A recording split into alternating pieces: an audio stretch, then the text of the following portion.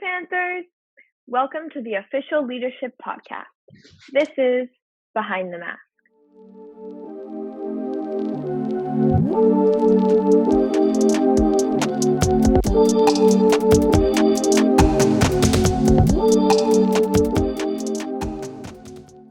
Hello, I'm Sophia, the director. And I'm Margot, the chief editor. And I'm Kai Chen, the assistant editor. And I'm Irene, the media manager. As you may know, we will be continuing to talk about depression. And today's subtopic is, what are the different types of depression? Because not everyone may know, but you don't classify it as one thing. It can vary and it's different for everyone. Okay, we'd like to start today off with our quotes by Joseph Addison. What sunshine is to flowers, smiles are to humanity. These are but trifles to be sure, but scattered along life's pathway, the good they do is inconceivable. I think it's just beautiful. So today, the subtopics we'll be discussing, and actually I was pretty surprised to learn that there is more than just one type of depression. So there's major depression, the one that everyone is very familiar with, the one that's mainly discussed. There's bipolar disorder, persistent depressive disorder, and adjustment disorder. And there's definitely more out there, but these are just the main ones we'll be covering. Yeah, and the reason for that is because most youth tend to face these more often. We'd like to also quickly note that this episode is not intended to diagnose anyone, as none of us are professional psychologists or psychiatrists, but rather to educate people, JLS students, about various types of depression that youth face and that their peers may be facing. If you think you're depressed or anxious, please reach out to a professional. And with that, we'd like to continue. Irene, take it away. Okay, so I'll just be going over major depression, which is one that's people are very familiar with. It's just basically you feel as though you're sad all the time, or maybe you have a loss of interest in activities that normally make you feel good. And most teens do go under this depression, and you mainly get it from traumatic past experiences or instability in your life, right? And you feel like life isn't worth living. You have trouble doing stuff, you have loss of appetite, your schedule starts changing, you either sleep too much, too little, are tired, don't want to eat. And, this just does eventually lead to suicidal thoughts and suicide. So it is common in teenagers that are maybe in their high school years. But frankly, this can even range from younger and adults. Yeah, so the way I like to look at it is I feel like major depression is kind of like the huge umbrella over all the little types, because it shares a lot of characteristics as other types and disorders relating to depression. And so you'll probably hear us talk about other types and say, that sounds a lot like major depression as well, because there's a lot of similarities between all of them. I like that analogy. I agree with that, with the similarities, and they are definitely all characterized in this category of depression, and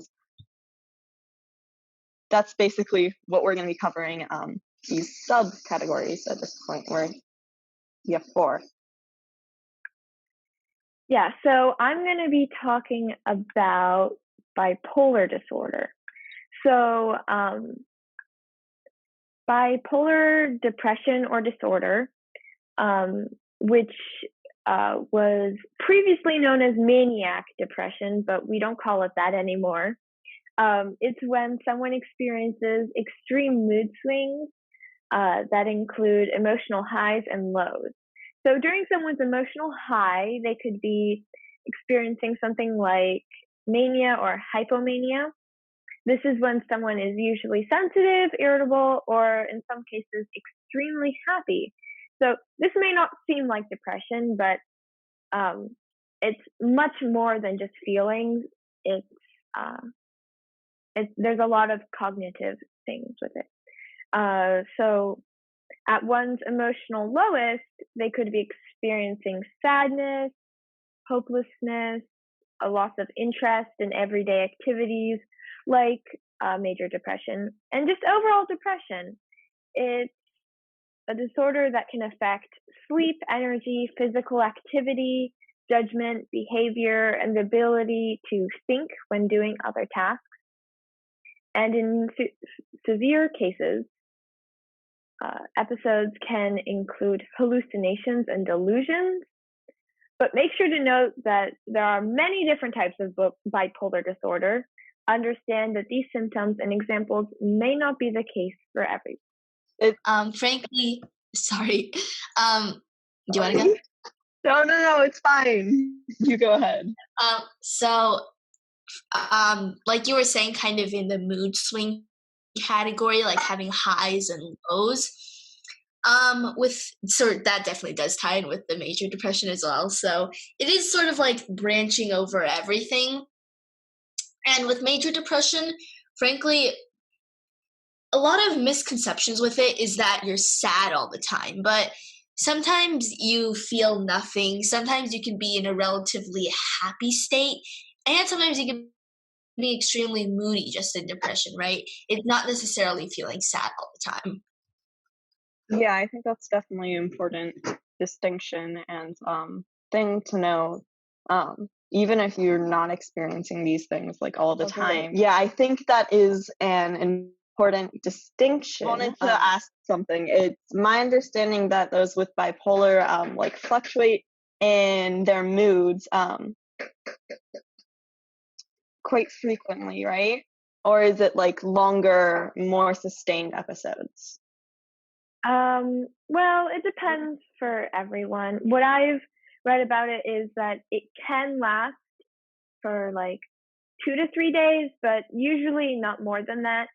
But again, it really depends. There's no like standardized length. Yeah. It's definitely individual, like all things regarding depression. Yeah, okay. Thank you for clarifying that with me. Love to learn more. Yeah, so my topic is persistent depressive disorder. Well, it is called dysthymia, actually. Okay. Persistent depressive disorder, also called dysthymia, is a continuous long-term form of depression. You may lose interest in normal daily activities, feel hopeless, lack productivity, and have low self-esteem and an overall feeling of inadequacy. This feeling lasts for years and may significantly interfere with your relationships, school, work, and daily activities. So, yeah, so it's really affect your health. Well, if you have persistent depressive disorder, you may find it hard to be upbeat even on happy occasions. You may be described as having a gloomy personality, constantly complaining or incapable of having fun. Though persistent depressive disorder is not as severe as major depression, your current depressed mood may be mild, moderate, or severe. Well, because of the chronic nature of persistent depressive disorder, coping with depression symptoms can be challenging, but a combination of talk therapy, also called psychotherapy, and medication can be effective in treating this condition. I like your points about how it actually affects your health, because one thing that I've always found interesting is that mental health and physical health are interconnected, and they're not singular, although we're taught like, oh, you need to keep your physical health up in schools, like in PE, and that's like a strong emphasis, while we like really should also be tackling mental health more. Yeah, I found it interesting that it can, like, although it's not as severe as major depression, the topic that Irene was talking about, I think it is really crazy to think that it can last years and years, and it will interfere with your relationships and the way you do in your daily activities, school, or work. Yeah.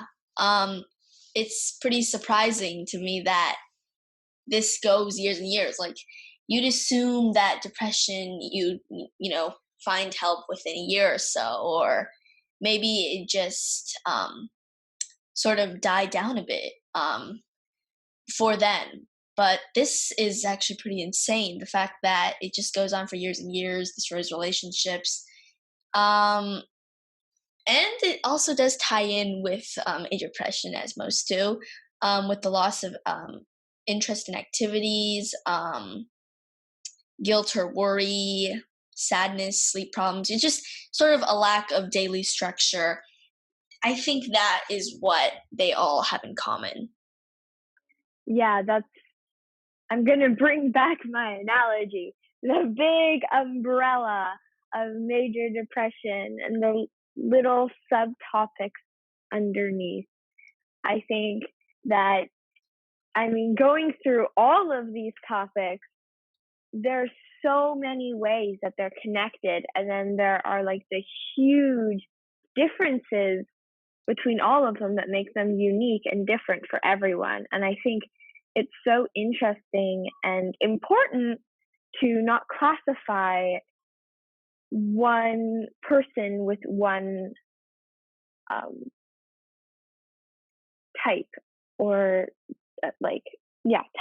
type or variation of depression, and that there's just so many different ways on how to express it. And I think it's so crazy and like really important to realize.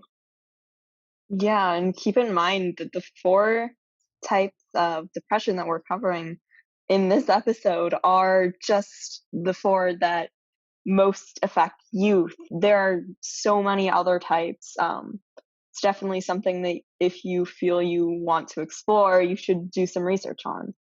Um, I did like your guys' points about the chronic and like ongoing nature of it. I actually am going to cover one that is quite the opposite. Well, not quite the opposite, but different, because it is situational depression. I am going to move on to situational depression, which is basically a result of an adjustment disorder. Similar to bipolar disorder. My apologies.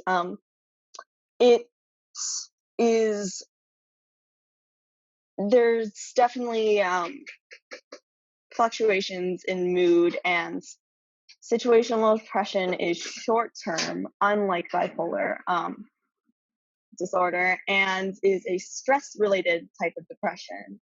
It's oftentimes triggered by dramatic or unexpected changes in someone's life, such as like a move or a loss. And that is one reason why youth tend to face it a lot.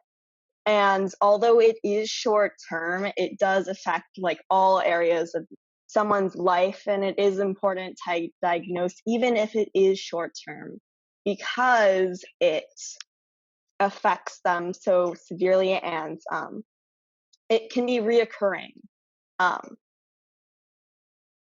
those with adjustment disorders take longer to recover from such traumatic events, and often have anxious or depressed feelings in the process of their recovery.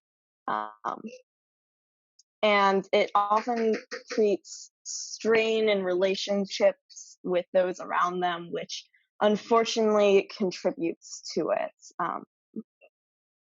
And they often have difficulty adjusting to everyday life because of that, therefore affecting every aspect of their life. And of course, just as every other form of depression, and as Margot mentions, there are numerous symptoms and they vary heavily from person to person. There's no one size fits all when it comes to depression. So it really is important to understand yourself or others as they face things such as this, because although it is this large umbrella, as Margot mentioned, there are so many little facets to it, and it really is something that very individual and needs to be addressed as such. I believe we have a story next. Okay, so this story will, yeah? Okay. Ooh, voice crack. This story will be focusing on atypical depression, which unfortunately we did not cover, as it is generally not as prevalent among youth, although it is definitely something that youth do face, and it is something that is important to address. So this person's parents divorced, and they were struggling with grasping this and struggling with grasping the fact that they were moving a lot, losing friends. They began questioning why their life was this, rather than trying to figure out a solution and heal from that event. They began losing friends because of it, and as they were in this transitional phase, and they were battling with themselves internally, trying to act like everything is normal, everything is okay, hiding the fact that they were struggling and facing this hardship. They started to lose interest in school and their extracurricular activities as it began to progress and get worse, which basically sent them into a downward spiral of sorts, where their depression got worse as they began becoming disappointed in themselves. They couldn't focus, and they didn't feel that they needed to reach out or felt like they couldn't, because they were afraid to talk about this portion of their life that they were struggling with. So instead, they coped by crying and disguising themselves as okay. No one knew that they were struggling, and they seemed normal because they were facing atypical depression, meaning their depressed mood, I want to say, kind of was relieved by a happy event, something that brought joy into their lives, which is similar to different things, because it's not a singular thing affecting it. And they didn't realize that they were facing depression because of this. So later, they realized that, as we pointed out in this episode, depression comes in all different forms. And they they ended up actually recovering by looking for distractions and taking time to themselves and relaxing, and they found their happy place, which was writing, and began to form strong friendships and live a balanced life. And at that point, they found themselves in a much better place than they were previously, even though they still do grapple with their hardships of the past. Yeah, I think that's a perfect example of someone who like may have been lost and then like had this sort of denial, maybe. I don't really know, but it seems as if the person had a sort of denial or like doubt, like, no, I don't have depression. And then looking closer, you realize, oh, like depression means so many different things. And I think that's really important to share, that you don't, I know we've been stressing this a lot, but like you don't have to be necessarily like the saddest of sadness to be depressed. You could be sad and then be happy and then be sad again. Similar to bipolar, but definitely not to that extreme in this situation. But you could be like in this weird in between and still be depressed. Yeah, I think I want to build off on that a little bit. As we've mentioned quite a bit in this episode, depression doesn't take one form, and you don't have to deal with it in one form either. Although it sometimes does give you a sense of closure to put a label on something and understand it. You don't necessarily have to do that to heal, but it is important to seek help when you need it, and really understand and internalize that this is okay, this is normal. And I think that's, well, it's not normal, but it's common, and it's not something that you alone are facing, and you don't have to face it alone either, because there's so many people out there and there's so many resources that you can turn to. It's really just important to keep in mind that it is easier to deny the fact that you may be suffering or dealing with these, surviving these mood disorders or depression itself. But it can give you a sense of closure, I guess, is what I'm trying to say. Yeah, that's very important. Yeah, I don't know if any of you guys have anything else to say in terms of that. I don't really have anything to say about the story. Irene, do you have anything to add? Yeah, this story probably does apply to so many people out there. It does happen. It's a very common thing as well, right? Divorce isn't something that's uncommon. I think it does happen to most families now. So it is just important to note that like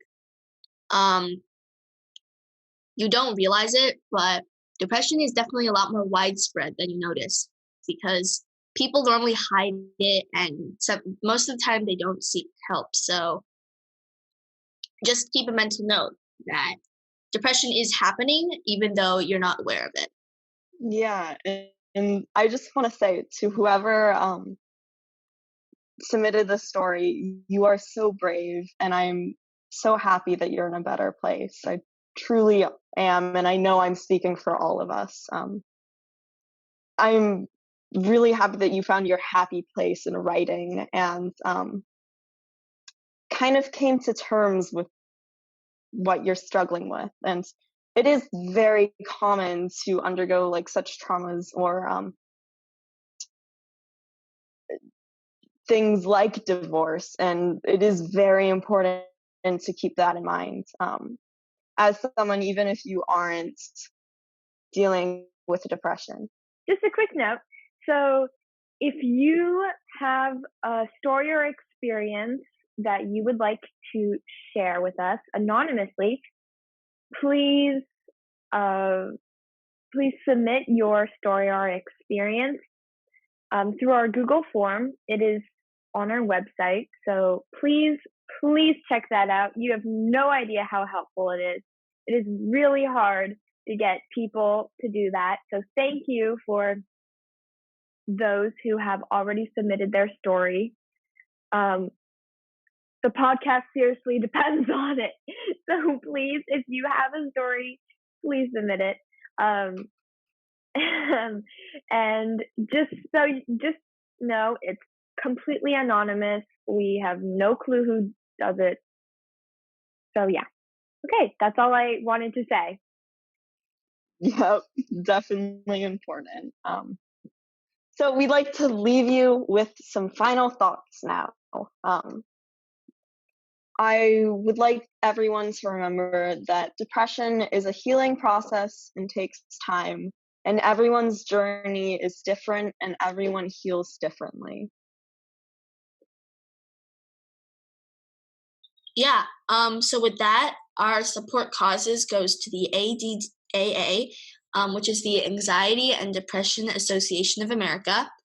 And again, we are not professionals on this. So if you really do think that you're depressed, please seek help or talk to someone you trust.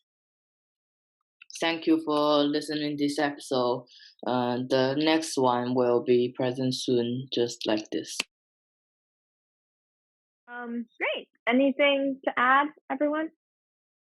I believe that's it. Yeah. Thank you for listening. This is Behind the Mask.